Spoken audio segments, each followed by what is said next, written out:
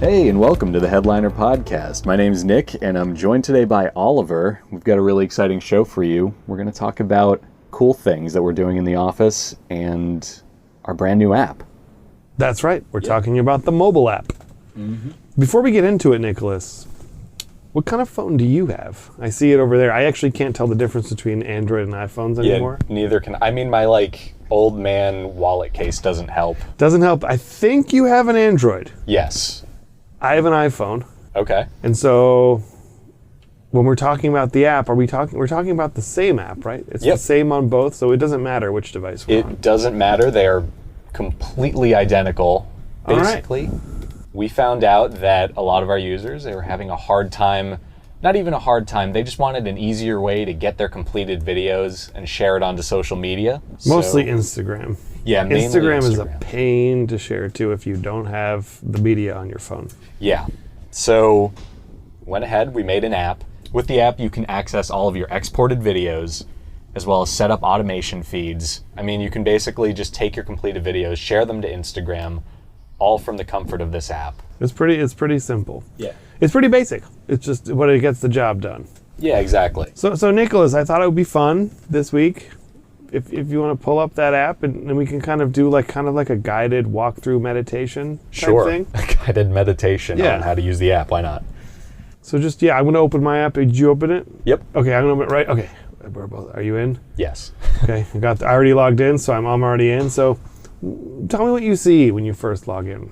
So as soon as you log into the app, what you see over here is basically just a list of all your videos that have been exported. No, I know that. You're explaining it. Oh, okay. I'm literally saying, imagine we're not mic'd up right now. Okay. We're just chatting. Two guys in a booth at a WeWork, and I'm like, hey, what's on your phone, man? All right. The first thing I see on the app is a clip from episode 217 of Off Camera with Sam Jones. What's that? That's like my podcast of choice. It's a show where actors hang out and they just talk about acting and all that nerdy stuff. Is it nerdy? It's pretty nerdy. I thought about this the other day, actually. I was listening to I think I thought about this a few times, but you think of actors as being so cool and tough. Yeah. But then there's also this other narrative in the media of the nerdy drama kids. Mm-hmm. That's true, yeah. But it's wait a minute, it's all the same people. You know what I mean? Yeah, it's literally just I'm on Kimmel, so I'm going to sound really cool and interesting. Versus an hour later, they're just on their phone, probably listening to some other actor talk about their life. I don't know. I think actors are just kind of geeky in general. Yeah, I say that as a former theater kid, though, so I saw people geeking out about acting. Yeah, I mean, I was only involved in musical theater. Okay. In high school. Yeah. I really like it, but it was I'm not a good singer, so that kind of limited me with my options. But yep, been there. That kind of specific niche is its own. It's the cross section of music and acting. Yeah. So you can imagine it gets. Yeah, I mean, in my experience, all the people I ever did anything with, if you go to the movies with them, people just actively hate going to the movies with theater people. I think that's genuinely the rule, because especially with me, they'll be watching a movie, and when you're watching a movie, you're just watching it. Maybe you're talking to a buddy during it, but every theater person I've ever gone to the movies with is dissecting it live. You wouldn't be that surprised if one of them pulled out a pocket notebook and started jotting down things they noticed, and I'm okay, well, I'm just trying to watch Star Wars. Right. That's my brother. He has a PhD in ethnomusicology, so if you listen to the right type of music, he'll be do you hear the polyrhythms? And I'm It's a very me thing to say. Yeah, and I'm I guess so. I don't know. And he's oh. You're a doctorate in this. But yeah, I think there's enjoying versus how people enjoy. Yeah, yeah. If you're really into something, it becomes hard to enjoy it. No, exactly. One of my friends can't watch American Idol or any music show, because if she tries to watch those shows, she's going to start rearranging in her head what she's hearing.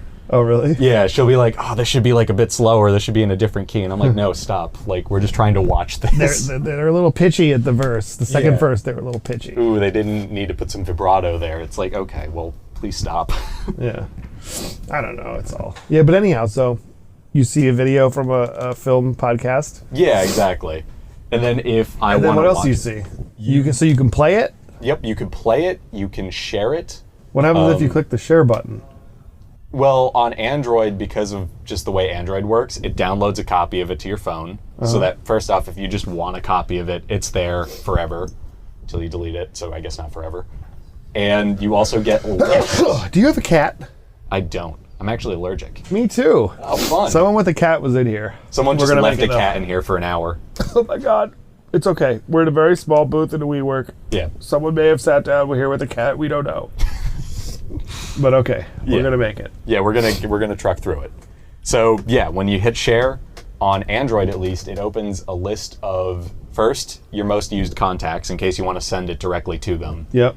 Your various Google Drive folders that you use often, and then all of the social media apps on your phone. So Yep. from the app, I can share to YouTube, Instagram, Facebook Messenger, Twitter, LinkedIn, Reddit, everything. Yeah. I can even send it to Buffer if I want. Same on the iPhone. Yeah. Nice. So it's I don't know if the processing behind is different or not, but I think you click the button, it's downloading it first. Yeah, the only difference is that on Android, it actually downloads to your gallery, whereas on iPhone, it doesn't. Also here, Apple has an AirDrop, so That's true. there's always this idea, say you're on a subway in New York City and you want to promote your podcast or your video, you get on a subway train, you go to Times Square, you hit that AirDrop button, and bam, anyone is going to get a little... That's some stealth marketing right there. Yeah. Yeah, that's pretty clever. Okay, so... no, what were you going to say? Sorry. Oh, no, I was also going to say, you can share all your videos and stuff. There's another page, though, that shows just specifically your automated feed. So is that magic wand on top? Yep, so it's actually the center button on the top of the app. It'll show all the various feeds you have going. You'll be able to delete them if you want to.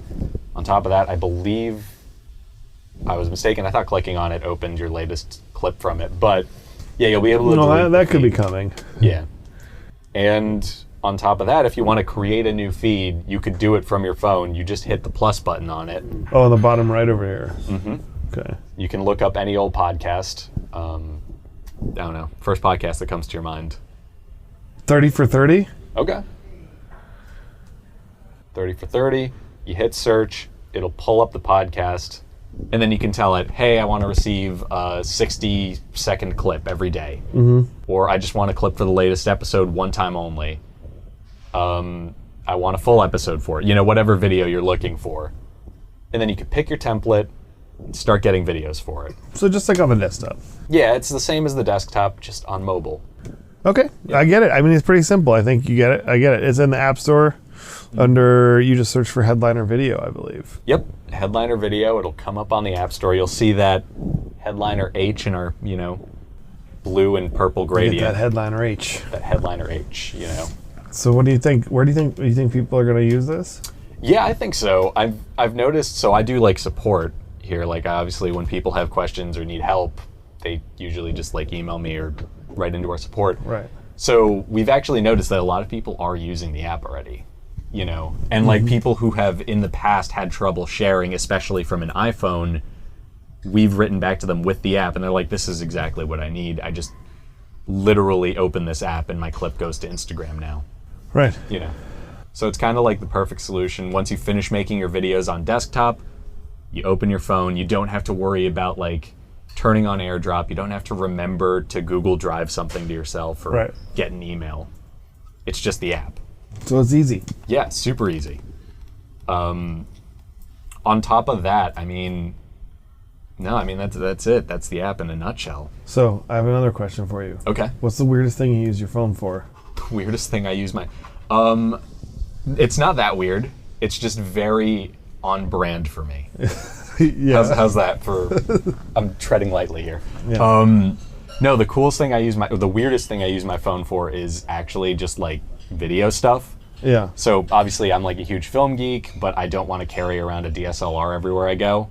But I also don't want to sacrifice customizable video. So I have a different app called Filmic Pro, and what it does is it basically turns your cell phone camera into a DSLR. It gives you manual focus. It gives you all of these settings that nobody notices except for me.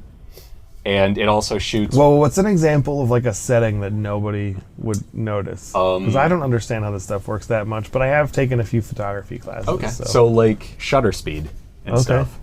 Is it actually changing the shutter speed? Yeah.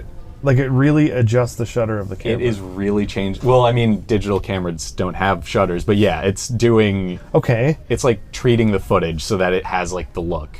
Of a shutter. Wait. Slow down. There's no shutter on a digital camera. Because there's a sensor instead. So the sensor... I always thought for some reason, I don't know much about cameras, obviously. Yeah. So the shutter is the device that... opens and closes when you take a picture of it. For those of you listening, I just snapped my hands.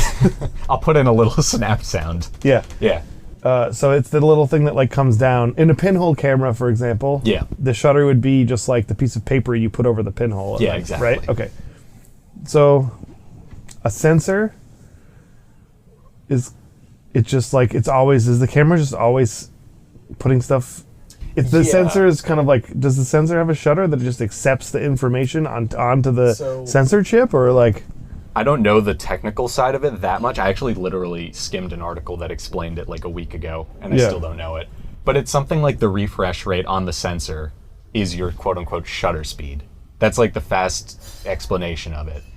So it allows you to customize that, and the way that changes your footage is if you have a really fast shutter, you won't have motion blur when you're like filming video and someone's moving their hand. Right. That's how they do like slow motion.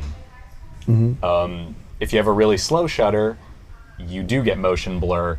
And then for people who are really into film, they typically want double their frame rate as their shutter speed. So like with this app, I'm able to film things with a 1/48th shutter, which is what film is shot in. Ah, okay. So then you can do awesome slow-mo from your phone? Yeah, if I want to do slow-mo, I have the ability to. Just all this really like minute stuff that when you put it together makes something look like a movie. Gotcha. It also films footage flat, which is like the rule in filmmaking. So basically, when you use like a film camera or anything digital these days, they film an image that is super boring. There is like next to no color on it. There's no contrast. It's flat. And then when they put it on a computer, because it was a flat image, there's a lot of data in there. Right. It's like shooting RAW, kind of. Yeah, it's the same principle. Just taking it. It's like taking in all the. It's like kind of like saying that. The way I always understood that is like, tell me if this is right. You're just telling the camera like, take everything in. Yeah. And then later we'll like have the actual settings. Exactly. So you're kind of, as the photographer, you're just capturing the actual framing of it and not worrying about anything else. Yeah, you're not worrying about the lighting too much. You're not, you're just catching all the data so that you can use it later if you need to. And yeah, I've been kind of just using my phone for the past, like, basically since Thanksgiving, because I got the app around then. It was on sale. And I got it. I've been playing with it, just like filming random stuff on the way to work and, opening up Final Cut and playing with it afterwards and all that stuff. So that's kind of what I've been doing. I'm also like kind of considering playing with Premiere Rush on my phone, which is like a mobile version of Adobe Premiere that you can then over the cloud send to just regular Premiere. So I'm like half considering playing with it just to see how that works. Right. Yeah, we're in this place too, I think, with the mobile app ourselves, where it's like, how much more creative stuff do we add to it? Yeah, exactly. It's like you have to be pretty dedicated to start. Like, I mean, you're talking about like making essentially like a film school grad over here. Yeah. Going in and getting a special app to fine tune everything, and that's like. We're having the same kind of discussions in some of the meetings now of like, okay, like how much of Headliner should be in the mobile app? Exactly. Like, where's the glass ceiling? Because after a while, in the case of like trying to edit a movie on your phone, right? Like, there's a point where that just becomes unnecessary. Right. And that's why, the first version of the app just has like share and automation. Because those things, like, you push a few buttons, make a few selections, and you have videos. Yeah, and that's like the direct thing that, needs to be taken care of on your phone at least. Yeah. I do think it's cool, like the idea of making videos on your phone. I just also think there's just a point where like you do need a computer. Right. For some certain things. Oh, yeah. For sure. Yeah.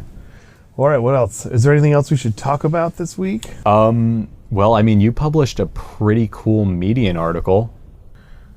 Yeah. this week, didn't you? Yeah. We put an article out for we released this like prototype site called Headliner Flicks, and it's a mashup of the UI of Netflix, but all the videos on it are created on Headliner. So they're all the clips are selected through our automation tool. Mm-hmm. And then most of the clips were just automation videos. Some of them, Bailey made some really cool videos for some of the like featured ones. And yeah, you can just check it out at headlinerflix.com. Yeah. It's like I went really fast trying to get it all out. So now I just picked like whatever podcasts were there. So I have to go back and kind of add in some new podcasts. And then about 70 people have actually emailed in their podcasts to be added. So I have to start adding those in. Cool. I think it could become a pretty big thing. So definitely worth checking out. Yeah. It was really cool. I mean, I saw you working on the site, and then obviously when it came out, I just hopped on it, and it is like actually really cool. I really love the videos that Bailey made for it, especially. Yeah. Yeah. The Dolly Parton one's my favorite. Yeah, the Dolly course. Parton was great. Yeah. And that's basically what we've been up to. Is there anything else you think we should go over? Well, we have the holiday break coming up. That's true. We do have the holidays. So by the time this drops, it'll be holiday time. Yeah. And after that, it'll be 2020, a whole new decade. So much fun. The Roaring 20s. The Roaring 20s all over again. Yep. I'll be sure to like start 2020 on the right foot. I'll read The Great Gatsby. Yep. You know, that's an excellent way topical. to start. Great Gatsby, go to some speakeasies. Yeah, go to a speakeasy. And I think you're supposed to smoke cigarettes with those really long stem things and wear flowers in your hair. Yeah, that's true. Feathers, not feathers. Feathers. Feathers, yeah. I think the feather thing. Okay. Yeah. There's a lot of cigarettes to be smoked in this. So decade. we'll have another Roaring 20s, except like hopefully this one won't end in the Great Depression. Well, we'll see. Yeah, I mean, but It might that's in start with one. It's 10 years before another one presumably happens to us. Yeah. So 9 years in a couple days. yeah, 9 years in a couple days, right? Yeah. So. But yeah, awesome. Well, until next time. Yep. Until next time, hope you guys enjoyed the podcast, and yeah, bye.